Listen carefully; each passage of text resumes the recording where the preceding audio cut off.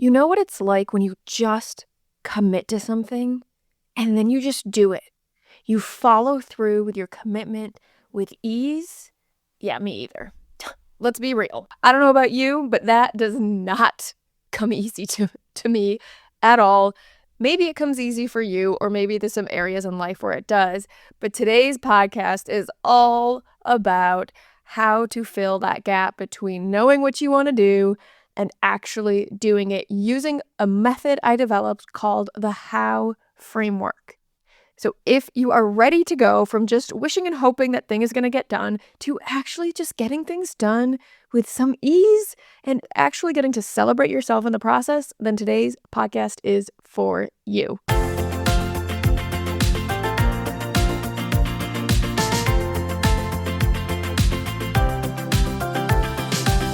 Welcome to the Unweaving Chronic Pain podcast. I am your host, Dr. Andrea Moore, founder of the Whole Self Integration Method, and I am here to help take you from emotional and physical pain that is bogging down your life, that is keeping you in this stuck zone, in this limbo of not being able to live the life that you dreamed of, and getting you to living life on your terms as one ridiculous, crazy, fun, chaotic roller coaster of a life. To live it with ease and freedom and knowing that it is yours and being able to enjoy it in all of its ups and downs and not be stuck in that place of just waiting for things to get better, waiting for pain to go away, waiting to heal that trauma so you can finally do insert thing here. What is that thing that you are waiting to finally be able to do?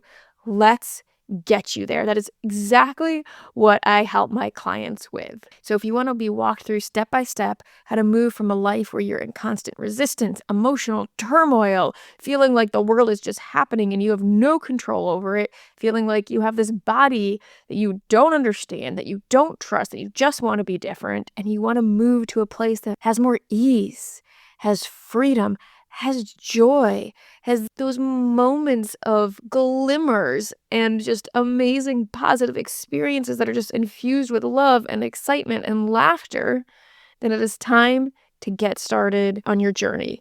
Get started by booking a discovery call with me today. Can't wait to see you there. Now, before we dive into today's topic, I want to share a bit about where I've been and what I've been focusing on this year, 2025. Because here's the thing, end of 2024 didn't go how I usually plan the end of the year to go. Normally, I do actually spend quite a bit of December deep in reflection, getting some goal setting going, even just cleaning things up, finding inspiration for the year ahead. I don't have any formal practice that I do every year or anything like that, but there's just things that happen like this. But this year, it didn't happen. The week before we went on Christmas break up to my parents' house in Michigan, we all got super sick. And so honestly, it was kind of nice. We just got to lay around and do nothing for a week. And then we went up for Christmas break to my parents' house, which is a great trip. Just resting, relaxing, which was wonderful. And then we got back, and then we got this massive snow and ice storm. So my child didn't go back to school until 2 days ago, which was January 14th. It was about a month of him being out of school and us just not being on any type of schedule. And honestly, it was so nice. I didn't record any inspirational podcasts, as you know. No motivational messages really came out for me. There was no resolution set. There was no words of the year. None of that. And you know what? It actually felt really calm and content. I felt like I should have been worried about it, or I should have felt guilty I didn't put out a podcast, but I just didn't. Sorry, guys.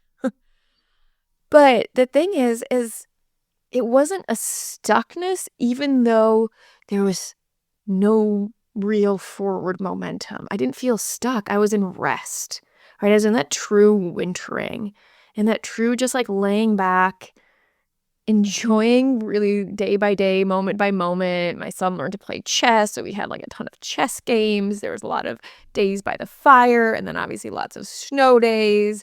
It was just chill.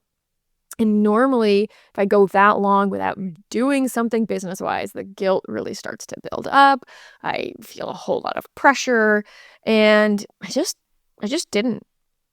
It wasn't there because I wasn't fighting anything. I wasn't fighting the rest. Because when you fight rest, that's when you get in the stuck zone. That's when the resistance comes in. That feels heavy. Instead, I just got to be in the limbo, in the uncertainty of when things were going to go back to normal, when I could have a normal schedule again, things like that. I just let myself be. I felt so right to pause and not try to force anything. And here's the thing, when I actually did finally sit down to do some reflection, something surprising happened. Not that much came up. I mean, things did. It was a great session. I'm glad I did it. But there weren't any new revelations. There was no groundbreaking insights.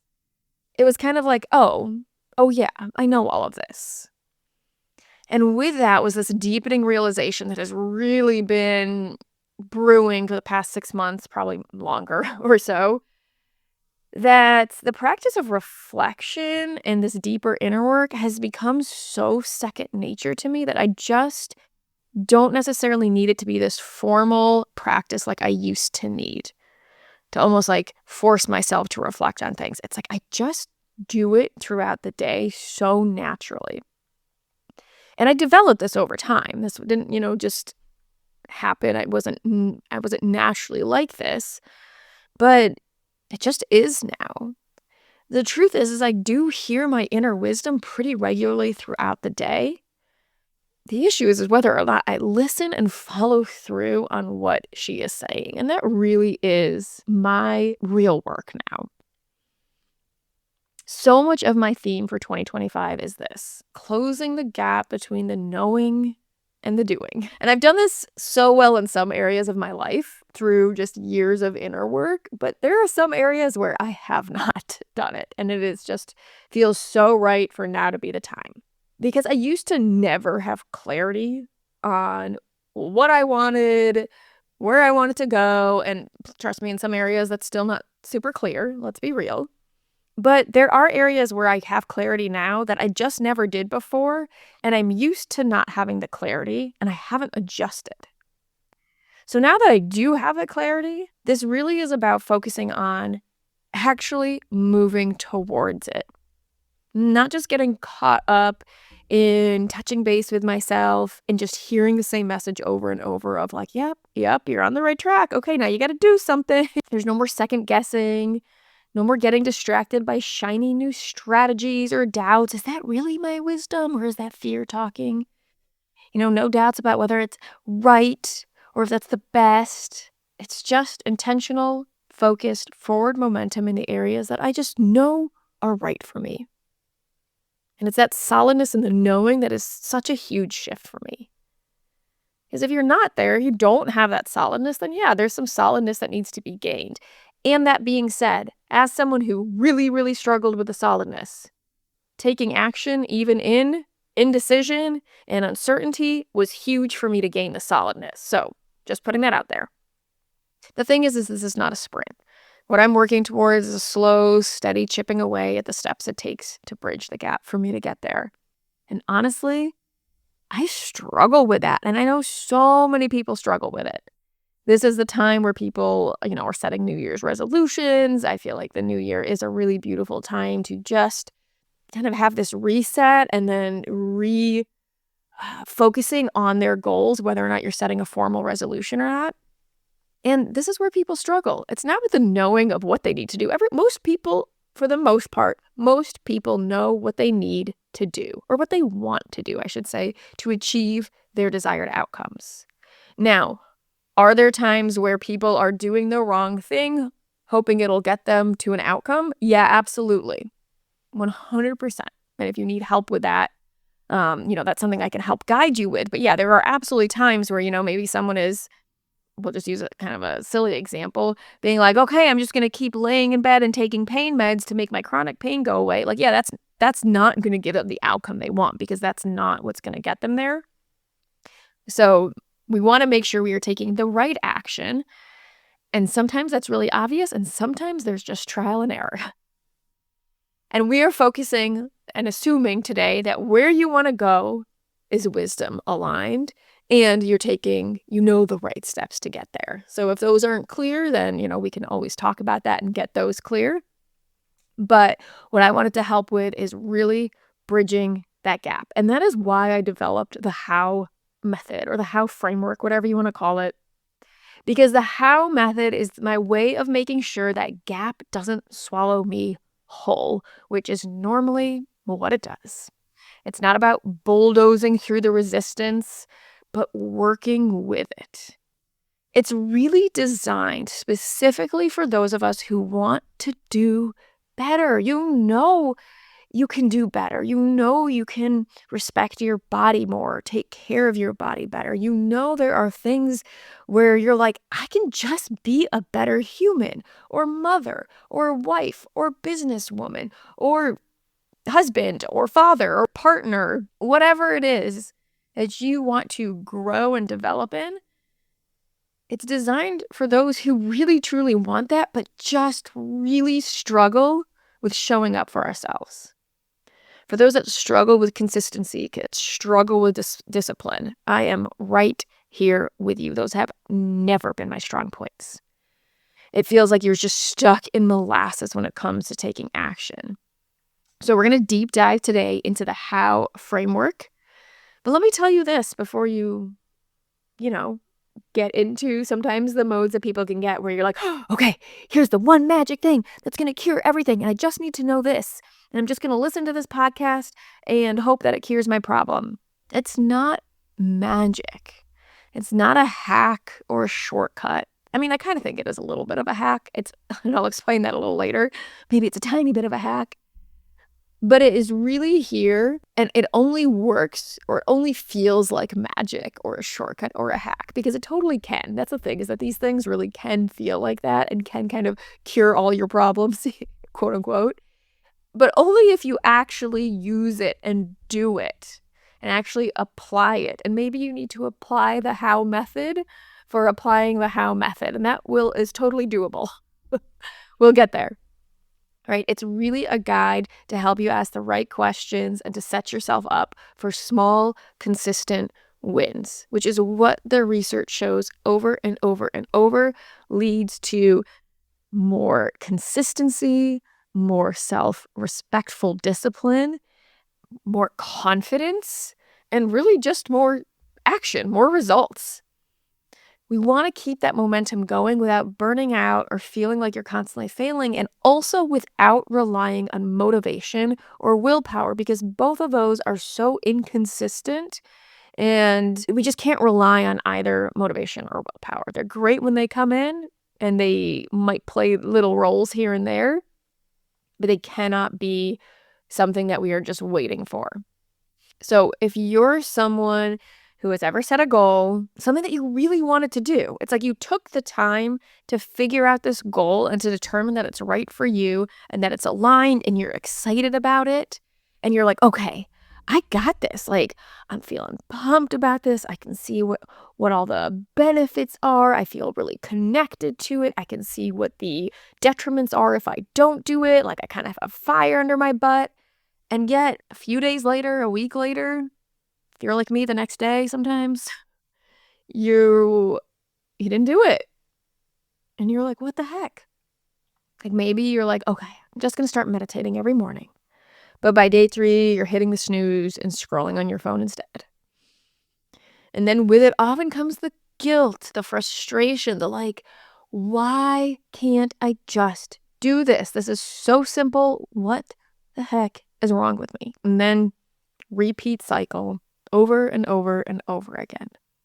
Maybe you get on some stretches where maybe you make it a couple months, but then that just falls off too. If you relate to that, if you are like me, because this is me right here, then this is why I developed the how method. So really, truly, I want to say I am not someone who has consistency and discipline. And if you read pretty much any self-help book or something that is all about how to achieve your goals, it's always going to come back to consistency and discipline. I think these things are so crucially important.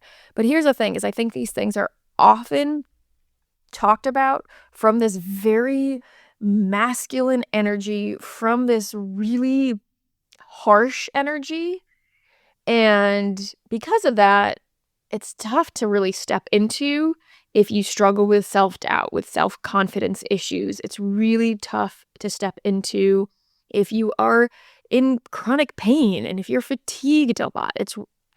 Yeah, I mean, I just could not, I didn't know how to apply what they were talking about. And often I feel like when people who write these books talk about it, it's like this decision that they make. They're like, you just decide you're going to do it, and then you just do it. And I'm like, I don't get that. What do you mean you just do it? Because like I can make the decision, but I don't go and do it. Like that gap right there has felt like the fucking Grand Canyon for me.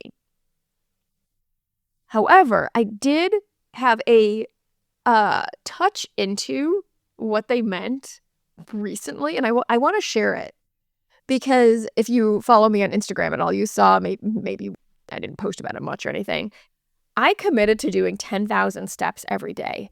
I have no idea where this goal came from. I literally woke up one day. I mean, maybe someone like posted about it on Instagram and I was like, that seems like a really good goal. I want to do it. Like there was no like reflection on it. There was no, here's why it's great for me. It sounded right. And I was like, let's do it. And I have a watch that tracks my steps. And so I set it to 10,000 as the goal. And so it's like, it was very gamified in that after 3 or 4 days of doing it, it was like 4-day streak. And I didn't know my watch did this. And I was like, oh. And then it was like 5-day streak and then a 6-day streak. And so it became this thing after the first couple days where I felt what that was like to just be committed to something. It was a decision, and so therefore I did it. It was so instantly somehow ingrained into who I was of I am someone who walks 10,000 steps per day. And there was no ifs, ands, or buts about it. It was just, this is what I do. And I made it happen. And it was such an odd feeling. I was like, this is amazing. Is this what these people are talking about in this book? Because yeah, if I could just tap into this feeling, I could get anything done. And there were literally nights, not too many, where for whatever reason I would forget during the day. And I remember one night I was at like 9,600 steps. And I was like, oh my God. And it was 11:45 at night. Like I had tried to go to sleep and for whatever reason looked at my watch and saw it. And I got up out of bed and paced around my house to get the 10,000 steps. And I was like, oh my God, I have to get it before it hits midnight because if I miss the day, my watch just, there's no like resetting your streak. It just loses it. So I made it to about 100 days. And then we got sick, stuff happened, and I've done it a couple days since, but I have not gotten back to that intensity about it. But it was such an interesting feeling when I tap into this realization of, oh, this is what people are talking about when they say you just commit and you just do it. It's like they're able to tap into whatever I tapped into.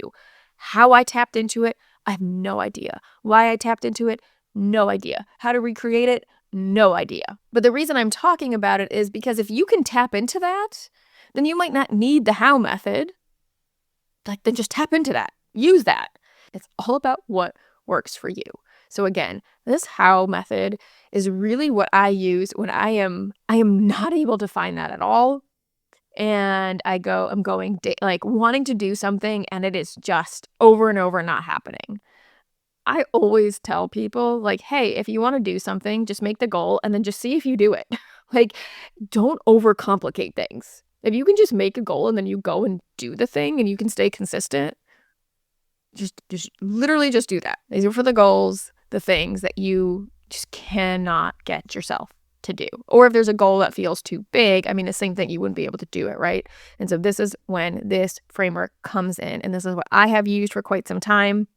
And I really wanted to break it down because when I can actually do this for myself, because sometimes I even forget to use my own tools, It is such a game changer. It gets me out of that stuck zone, that place where it just feels like I'm ramming my head into a brick wall. So if you want to know a method that works when you are deep in that stuck zone, deep in molasses, deep in that feeling of like, what is wrong with me? Why can't I do this thing? Then this how method is exactly what you need. Now, I've talked about the stuck zone a little bit, and it really is that place where you're full of good intentions, but you just can't seem to follow through.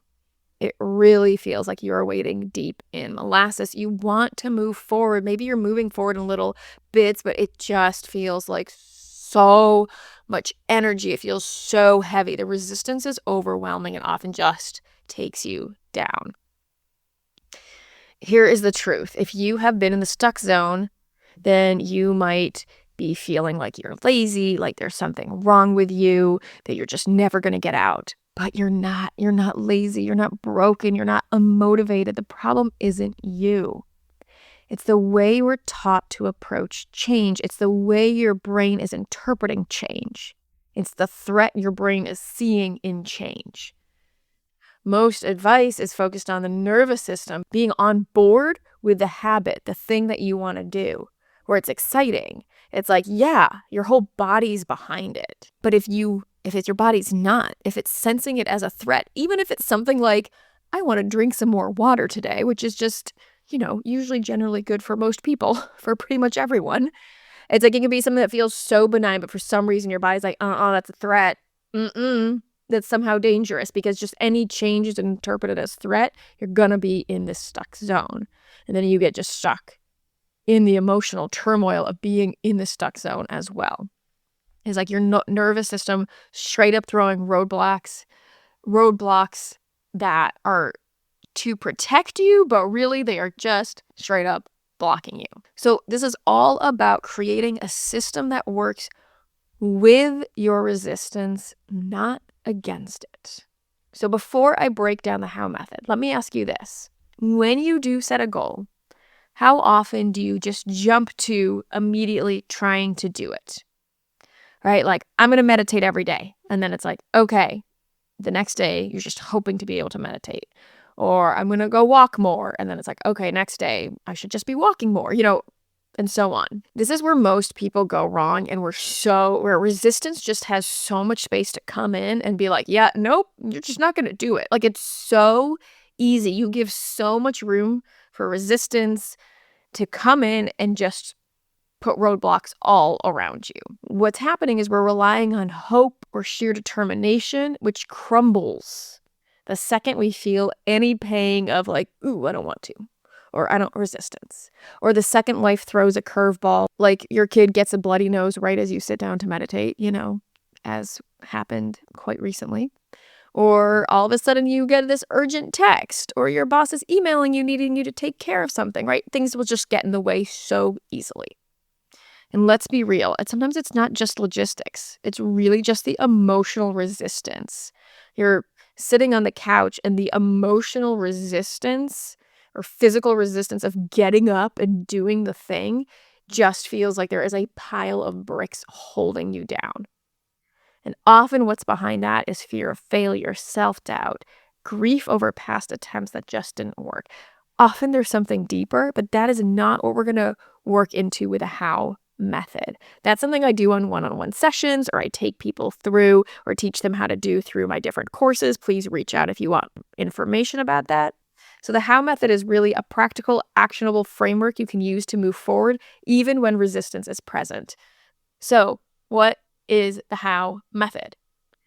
So how stands for H, how will I ensure this happens? O is outline the first step. And W is asking yourself, will I do it? Is this going to work? Is this doable? However you want to ask that question. It sounds so simple because it is, and do not let the simplicity be what stops you from doing it. So often our brains want the complexity. They want things to be hard. They're like, this just seems too easy. But if you want to live a life of more ease and freedom, you need to get used to having ease in things. You're never going to live a life of ease if you're always trying to make things harder for yourself. Spoken from someone who's really good at making things harder on themselves. How can you ever train your system to be okay with ease if you never allow it?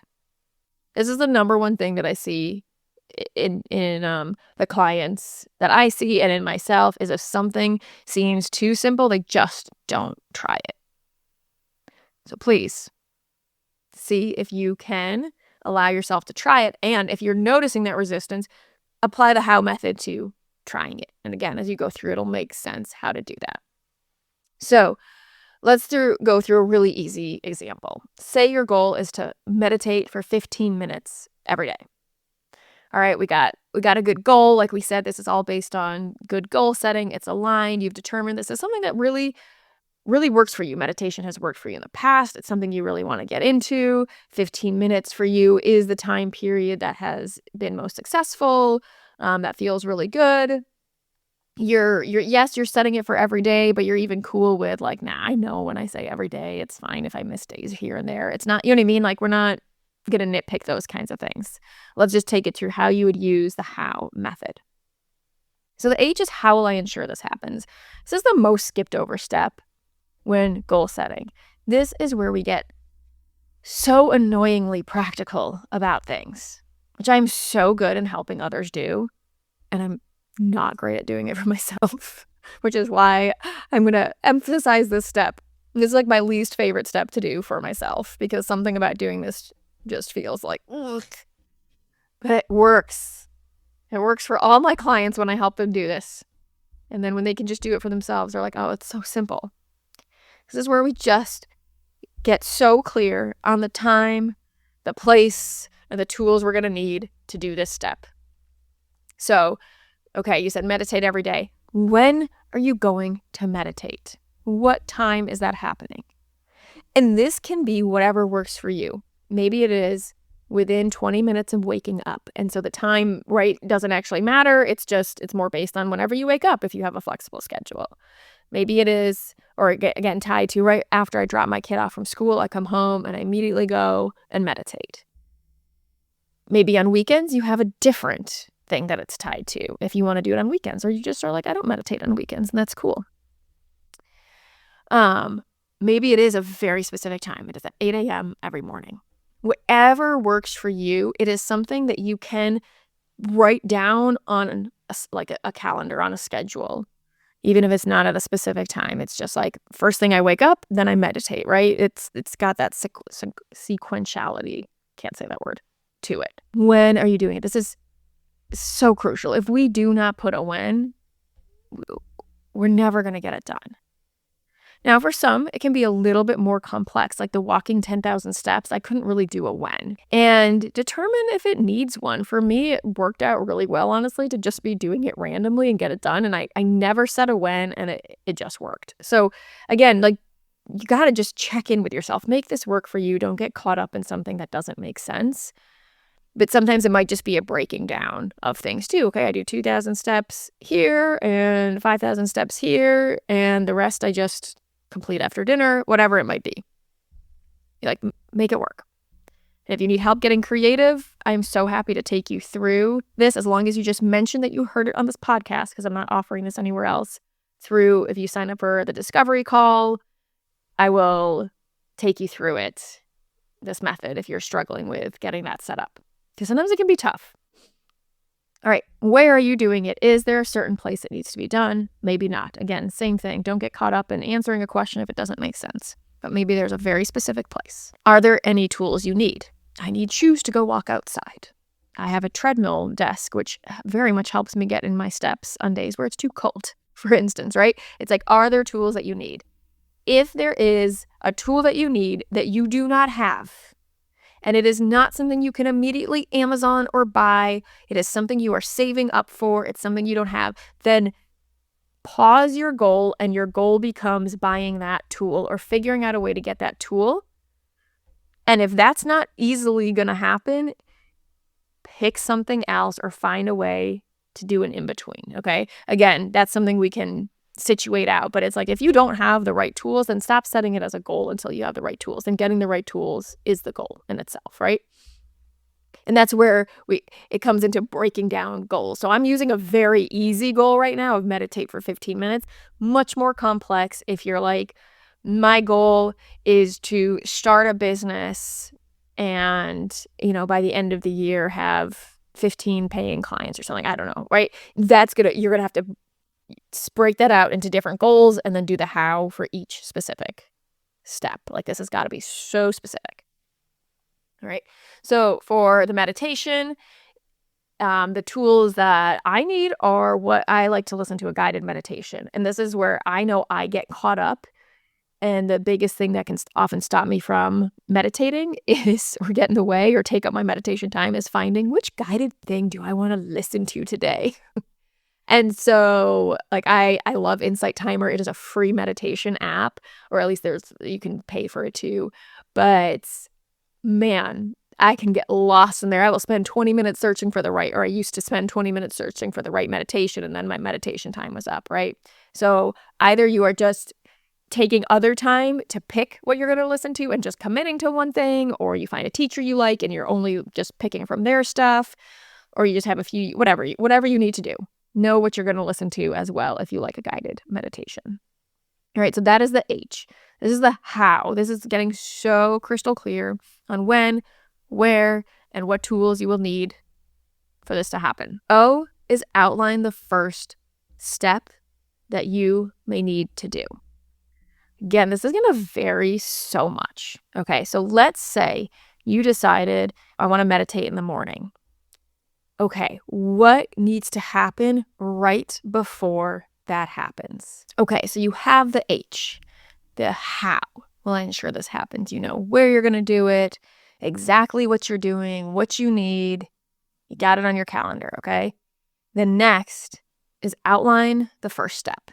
This is the very first step that you need to do right before you move into this new habit. Okay, so we have the H and the O. Now for the W is when you ask the most important question of, will this work? Will I do this? Do I trust myself to do this?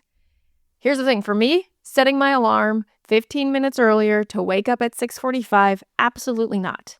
I know myself. This wouldn't happen. I have a lot of trouble with getting up for an alarm that is not because I have to actually leave the house.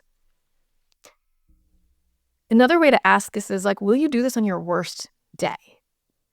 And here's the thing. If you are someone who just wakes up when your alarm goes off, it's kind of that feeling like I was talking about with like, I'm just someone who walks 10,000 steps every day. If you are someone who is, whatever I outlined in the O is something that I just do, then awesome. So your answer is yes, this will work, and you do it. Piece of cake. All right. And we'll get into what to do with that. But if not, if you're like, no, absolutely not, which is what I would say, then we circle back. And we go into, okay, well then how will I ensure I do wake up when my alarm goes off?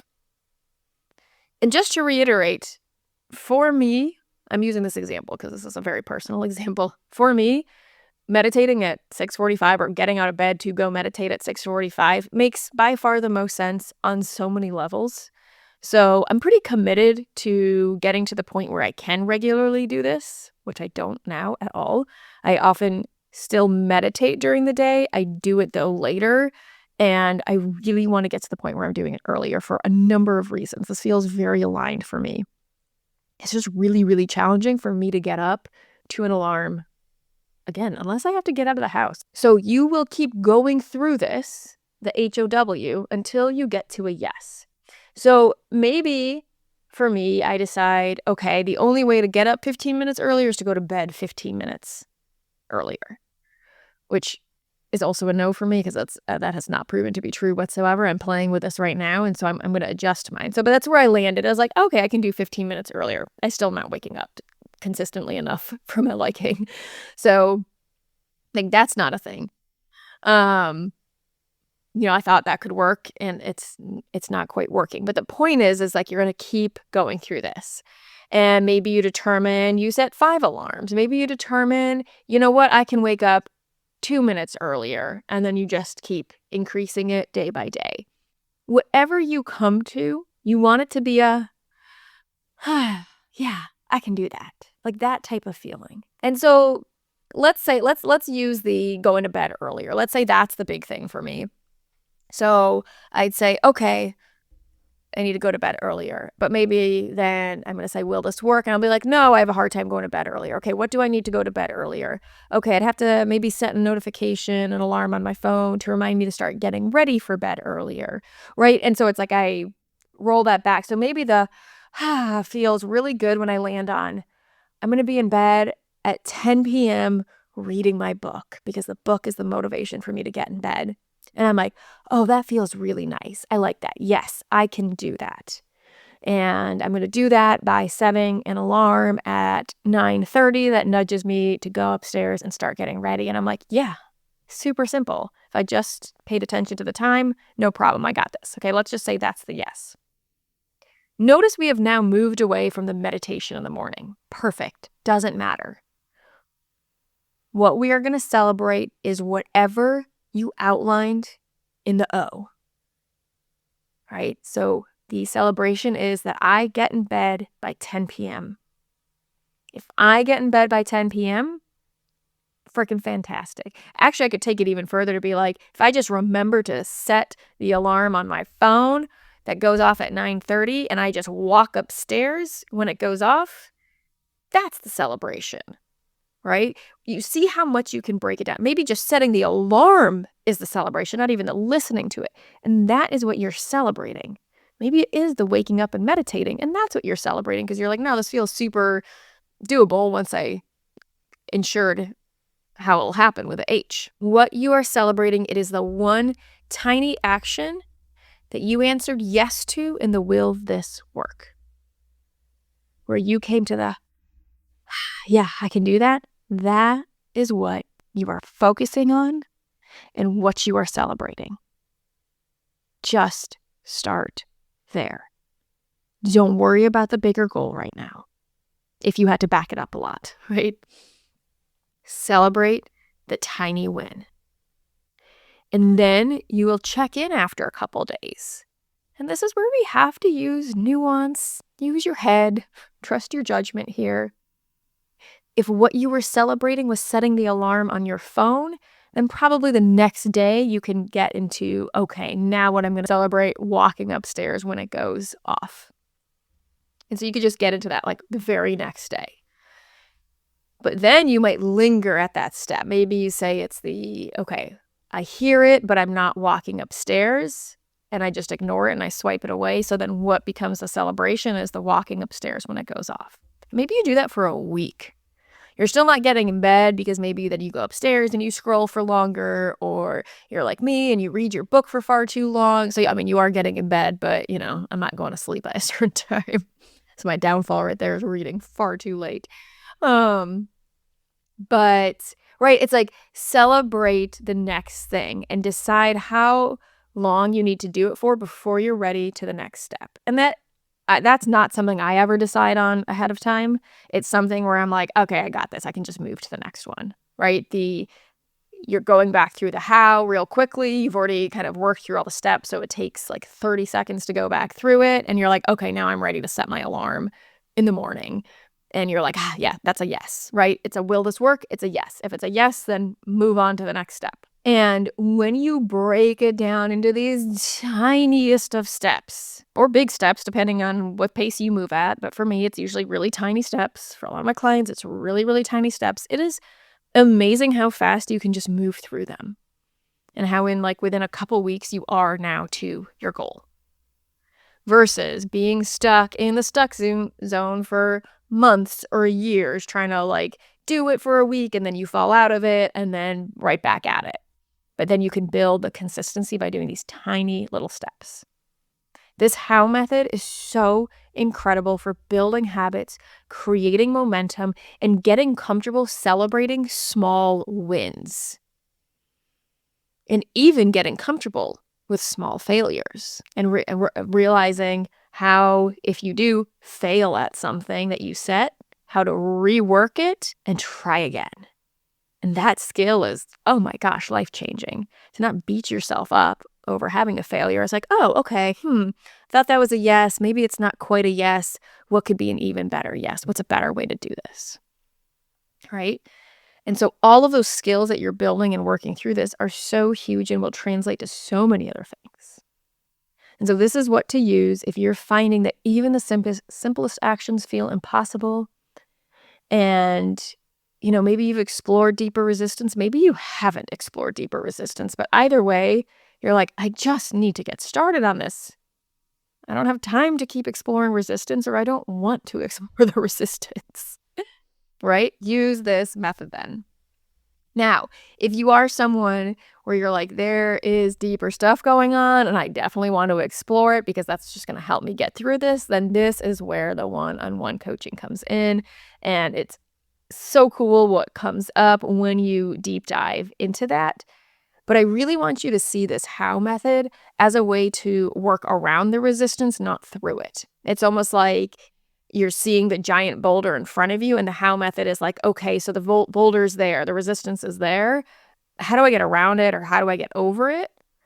And just working with it there. You're not trying to get rid of it. The resistance is just, it's there.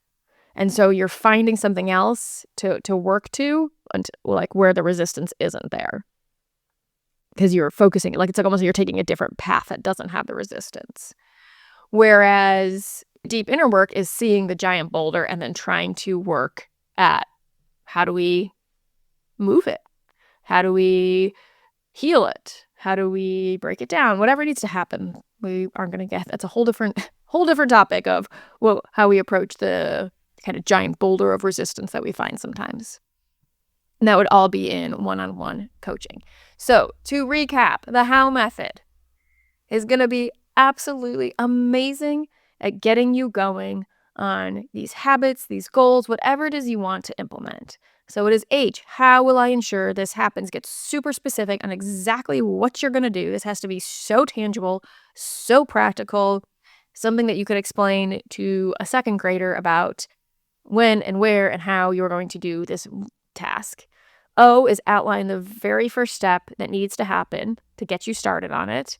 And then W is the will this work? And keep going through the how, keep backing it up until you get to a yes. That might mean you go through how once and you're at your yes, great, or it might be go through it 10 times before you get to your yes. Doesn't matter. Point is you get to your yes, and then you celebrate the heck out of whatever step it was you outlined, not your goal. That is so crucial. So let me know how that works out for you. I would love, love, love to hear any successes from doing that, or if you want to troubleshoot it on a discovery call. Again, just let me know in the notes when you book the call that you heard this podcast and you want to troubleshoot it. And I would love to help you break free from that stuck zone, step into ease and freedom and this grounded resilience that is so possible when you use the how method and then when you deep dive into whole self integration. Happy 2025.